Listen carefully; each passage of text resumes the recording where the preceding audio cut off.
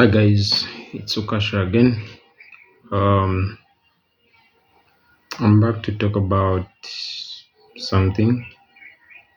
Um, Nothing is what I talked about in the previous video where I was saying um, there are things that are ready for you in life, but you're not ready for them. So I'm just here to unpack that, and then I also talk about the importance of food and agriculture in a family, in a country, and in the world.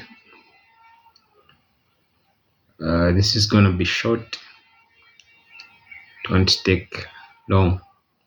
So, the first statement that I've talked about that there are things that are ready for you and you're not ready for them.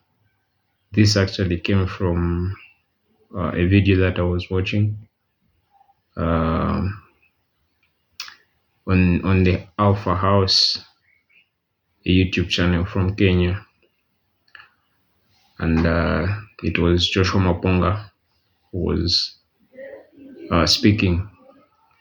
So he said, and this came from his shopping skills.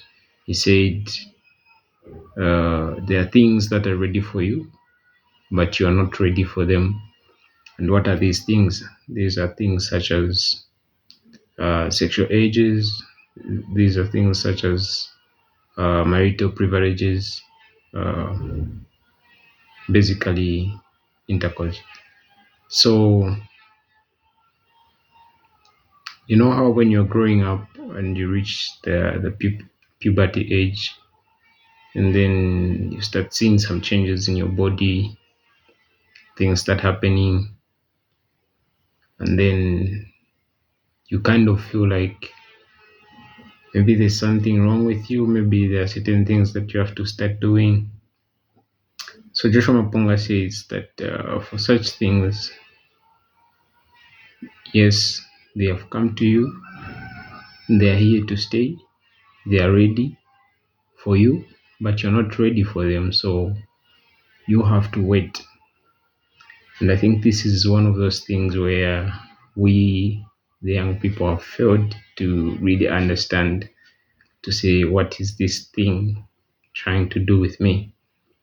Um, and this is where people have ended up experimenting. And when they are confronted, they end up saying, well, perfect makes better, getting ready for the future. Then in the end, you end up having kids out of wedlock, you end up having kids as a teenager, you end up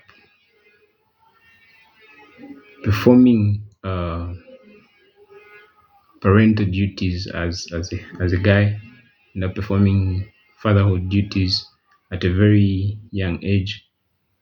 So basically, that is what that is. So the main thing I wanted to talk about, aside from this, is how food and agriculture is important to a country. So generally, from what I have observed or from what I have seen, a country that has a well-established agriculture system is respected. For example, Ibrahim Traore, uh, the first time he came into office, he focused on uh, revamping the agriculture system. He focused on working the agriculture system, and when he did that, he then moved on to other things. So, why should someone focus on agriculture? So, the focus on agriculture is very important, such that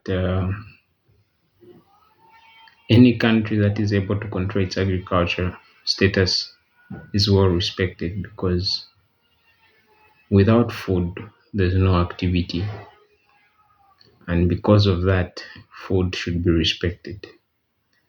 I won't say much about this, but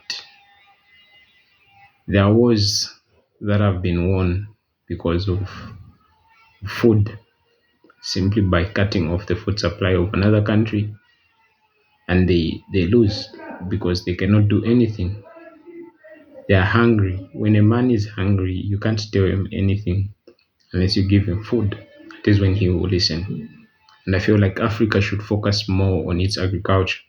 In as much as we need to focus on our technology, our infrastructure, and or other areas, we should really focus on our agriculture. And I think this is going to help us achieve our goals. Because if we're going to be pompous and focus on other areas, we turn our focus fully on technology, fully on infrastructure, and we neglect the agricultural status of our nations. I think it's going to be easy for us to be controlled because any man who feeds you, that man also controls you. A man who feeds you is a man who controls you. For example, in a family, I'll give an example of, um let's say, in a family where it's traditional, the man provides for the house and the woman is just there as a housewife. The day that that woman tries to go against the husband and says, no, let's do this, let's follow this, and if the man is not in line with that, and then he stops uh, providing food at home, you find that the woman starts giving in more. But today, women are rebelated. So I was just giving an example. When you cut off food supplied to a country, to a home, you find that those people cannot do anything. And so they will do whatever they are taught. So for Africa to really stand on its own and do its own things, we have to focus on agriculture. We have to upscale our agriculture system. And by so doing, we're going to achieve so many things. And I'll repeat this: without food, there is no activity.